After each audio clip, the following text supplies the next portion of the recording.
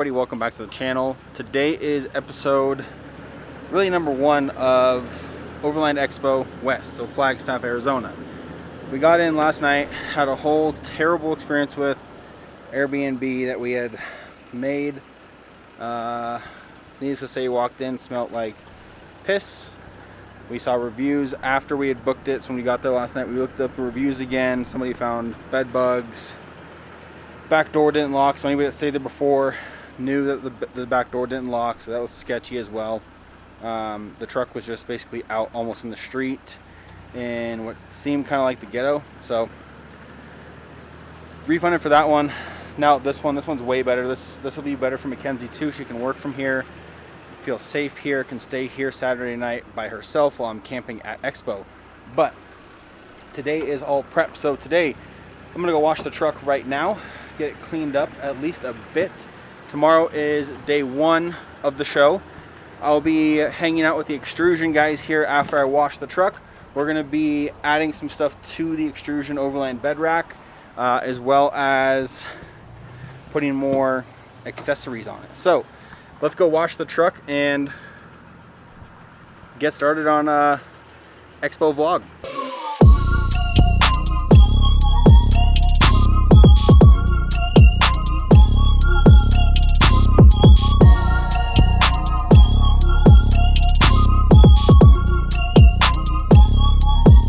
So I told you guys I was gonna go wash the truck. First day I tried, the card reader didn't work. This lady's cleaning her house carpets or something.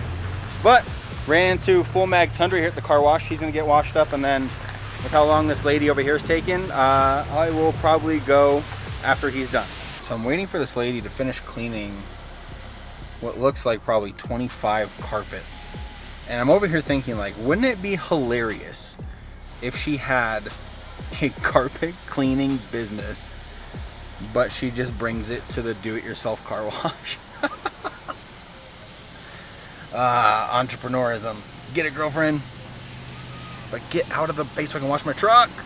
All right, truck is, as I like to say, clean enough. Because the only thing that's gonna happen is as soon as I hit the road, all the water from the rear tires is gonna fly up the whole side of the truck.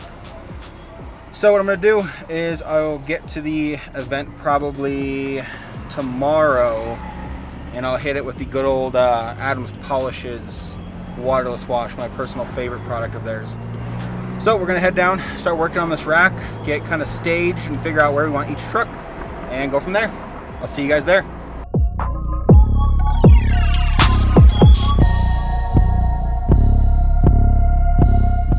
So as you guys can see, we are now at Expo, setting things up. We've got a lot of the FSR guys, Extrusion Overland guys, working on Jesse's trailer, so Overland Chef. Getting that tent all dialed with the rack all dialed on top of the trailer. Then we're gonna go and I believe do some work to my truck, add some stuff, mount some stuff, slide some stuff out.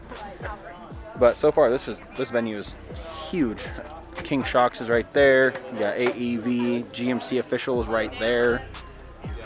ARB is right here. Like I think we're right across from Icon, Alpha Rex, and a couple other big companies. So should be a good time. But we're gonna get this rack done, tent done, and then go work on my truck.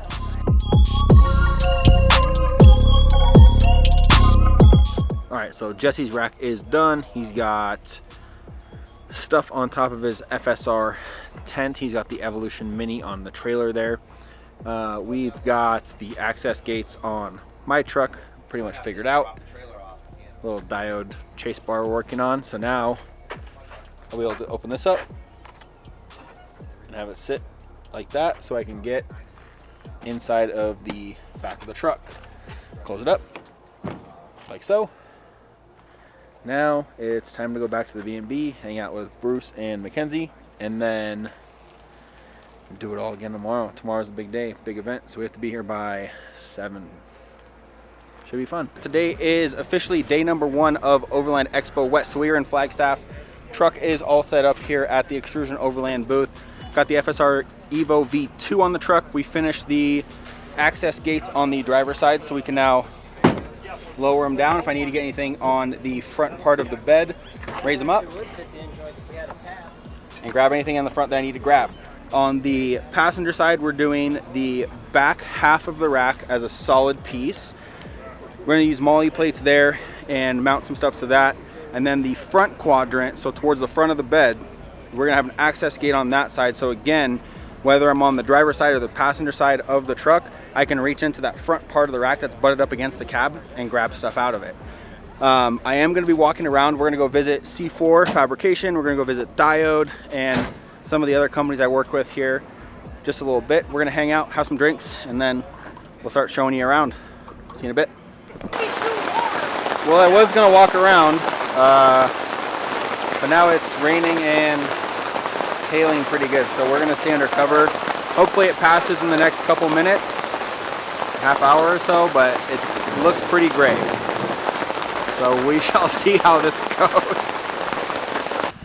Alright, so rain let down for a little bit and now is picking back up, but it kind of sucks because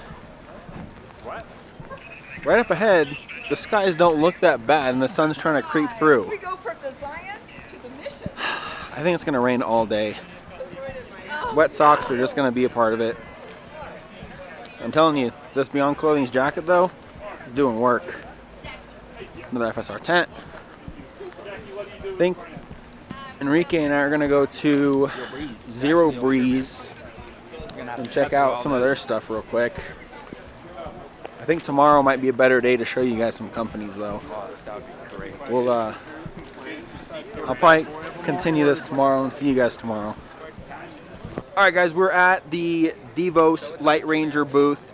As you guys know, I don't camp without these. I always carry 2 of them in the truck at all times, whether it's for lighting for video, photography, camping, whatever it may be. Came by to say hi to Spencer and the guys over here, and they said, check this out, we just released this today.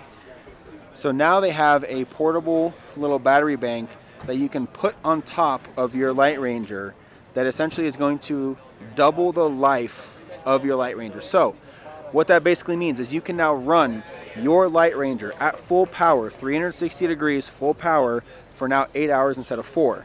You could also put a solar panel, the 20-watt solar panel, on top of this portable power bank, charge this while it runs the light, and have, I mean, as long as the sun's up, infinite light. So that's a really cool thing. I'm definitely going to have to pick some of them up, but yeah, these are the way to go. I will put the link for Devos down in the description. You guys check them out. As you know, I don't camp without them, but yeah, they're quality. The lawn was gone from power break. It started pouring again. So came back to the extrusion booth. These guys are finishing up the rack, making the access gate on the passenger front half of the rack and then making the passenger rear half of the rack solid.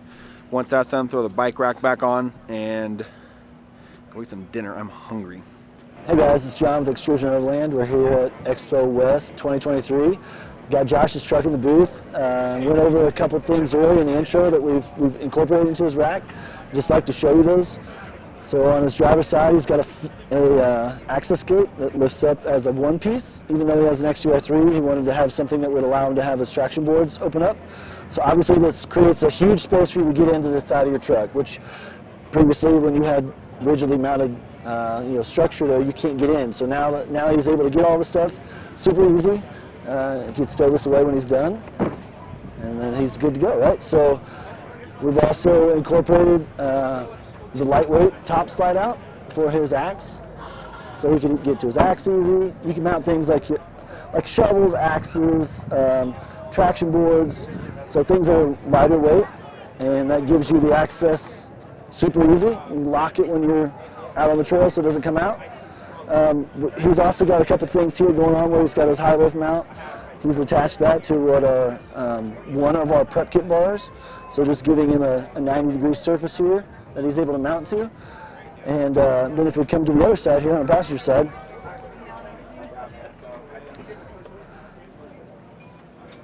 behind the bike rack here, this front quadrant is another access gate. So again, that gives him the ability to reach in where it's the most difficult portion to get in, as the front of the bed. And the rear quadrant is just a static mounted sidebar. He's got MOLLE plates there. So with our system, we could really create sections that are independent for whatever you want. Each section could be an access gate. They could be without an access gate. You've got really unlimited options with our system. So yeah, check us out. Our website is www.extrusion-overland.com. You can follow us on Instagram. Stop by the booth if you're at the expo. So thanks for stopping. So there you guys go. That is how dialed in the bed rack is now. You can see on the driver's side I have my traction boards mounted from front to back of the rack, but I can still get into that front half quadrant of the truck. That is the biggest pain to get to if you have something that has fixed molly plates, fixed bars on the rack. You either have to reach in between the rack and the cab or climb in from the tailgate, move stuff around just to get what you need to get towards the front. I put the axe on a slide out. I'm putting a shovel on the other slide out just so when the swing out is closed, I am able to pull the axe and the shovel out to where I am without having to drop the tailgate, open the swing out, and reach in and try and climb up and do quick fists. Now I did on the passenger side the front half quadrant to be the access gate because again that front half is super hard to get to if you don't have that access gate. The rear half I don't care about too much, so that is just a fixed, so I can mount heavier stuff to that. I can mount a medic box, whatever I want, essentially over to that side, a water port, fire extinguisher, whatever it is. But that's a quick little rundown of my rack. You can mount whatever you want to it. They're like Legos. You can basically put whatever you want on the rack for your lifestyle on there pretty easily. Let's go talk to another booth and figure out what else we can find that might be cool. Let's go. Hey guys, my name's DeLon from Power Brake. We manufacture everything in South Africa, and then we're based out of North Carolina for the US, and we have an office and a warehouse there.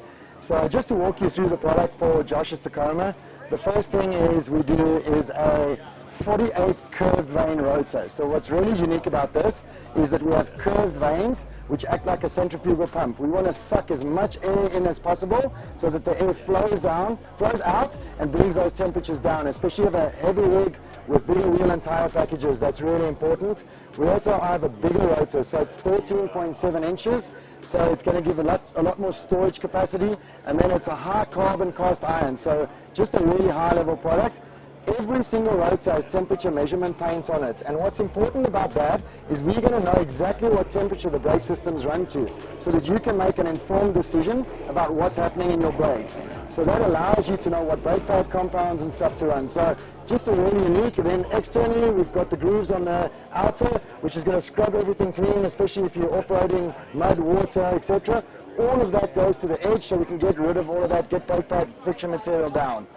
Then what's very unique is we manufacture a billet aluminum caliper. So what you'll see is this big bridge on the top, it stops the caliper from wanting to spread itself open. So we want to make the caliper as rigid as possible so that we don't have a lot of flex in the caliper. So we don't want the caliper to be flexing. Then we'll run a really large brake pad over here. So there's a 6-piston caliper that allows a larger brake pad to be run. Internally, stainless steel pistons, not aluminum, because you've got a lot of brake fluid sitting over here, and we don't want to transfer heat to that brake fluid, so as slow as possible. So stainless transfers heat slower than aluminum. We don't have those rubbish boots that are going to burn away from temperature. So if you look on that OE caliper, you'll see those boots there, and then when you're off-roading, all of the junk is going in towards your pressure seal. So we have an internal wiper seal that protects your pressure seal. We bolt from the back, which is very unique, so we give a lot of wheel clearance here. So if you're running bead locker wheels, etc., on a Toyota Tacoma, 17-inch wheels, and our bed brake kit fits in. We recess everything away, so bleeder screws, all internal porting, it's all recessed away. So if a stone comes through, if you have a look back here, you'll see there's a bleeder screw. That's a really weak point. If a stone comes through and hits that, you're going to bleed out on the side of the trail. So temperature measurement, so you know exactly what temperature you run the caliper to. So just a complete 4x4 off-road solution. So we don't do anything else. We build brake systems for 4x4s. And then we just launched a really cool thing for the Tacoma. It's called our OEM Performance. Our product designation is D-Line. So what it is an OEM Performance replacement rotor. It doesn't have the curved vanes, but it does have the temperature measurements on every single rotor. So what's really good about that is you're going to know where you are in terms of your temperature range, and then if you need to move to a big brake kit. What's also cool about this is it fits in under a 16-inch wheel because you're using your original OEM caliper, and then it has the same brake pad material compound that's manufactured in Japan. We do the same for the D-Line kit. So good, better, best, Toyota being good, D-Line being a really good step up, and it's a proper performance upgrade. It's not some rotor drilled full of holes, brake pads with 10 different colors that don't do the job. This is the real deal, and this will give you a proper upgrade. So really for Tacomas, it's just a complete brake solution. We offer all the different things. So yeah, and Josh has really run our brake kit to the extreme. So we really enjoy working with him, and pop over to our website and have a look. Sweet, thanks Delon. So a lot of you guys might remember that my hubs went bad on my truck coming back from a wheeling trip. What that did is that put my wheels at a -3.5 degree camber, which then pushed my rotor into my double sheared steering system. I drove like that for about 6 miles to get the rig home. When I did that, the double shear carved out the rotor, which then carved out a big chunk on the bottom of the caliper, but the caliper is not really affected. It doesn't perform any differently. It still stops the way it's supposed to stop. It's just been a product that I really stand behind, and I think it's very overlooked. I think brakes and medic kits are the two most overlooked things in this industry. When you're adding all these weight to these rigs, you know, whether it's a Gladiator, a Tacoma, a 4Runner, whatever it may be, once you start adding racks and tents and 35s and bead locks and all this armor, a lot of people overlook the one thing that's going to stop you, protect you, your passengers, and the people in front of you, right? Getting something that can actually stop the rig like it's supposed to, but also protect and maintain itself with internal seals and fluid flowing through it the way it should, and pistons collapsing all at one time for like the biggest surface to actually stop. It's something that you guys need to look at. I will put a link for their website in the description of the video so you guys can go directly to the site, check it out, see what they make for your rig, as well as the OEM replacement kit. That's something that just came out very recently, and I think it's a perfect solution for those that just want to do a lift, wheels, tires, and maybe a rack and tent. That's a great solution because it's still a performance upgrade. Now once you do all the skids, the bumpers, then you want to start looking at big brake kits. But like Delon was saying with the temperature paint, is you can basically run that OEM replacement kit, and if it gets too hot, your brakes are really giving you information. If it gets too hot, you need to upgrade the front to a big brake kit. So that's a really cool thing. It's one of the products you actually get information and feedback from, which is really cool because there's not a lot of products that you actually get that from. But let's keep walking around and see if we can find some other cool companies. Alright guys, so you saw some cool products today. It's getting late, it's about midnight. Been partying with the Diamondback crew for a while now. Hung out with Jesse from Overland Chef for a while now. And Casey Lights. But this is going to conclude day 2. So hope you enjoyed the video. If you did, make sure to like, comment, subscribe. I'll see you guys for day 3 tomorrow. Later.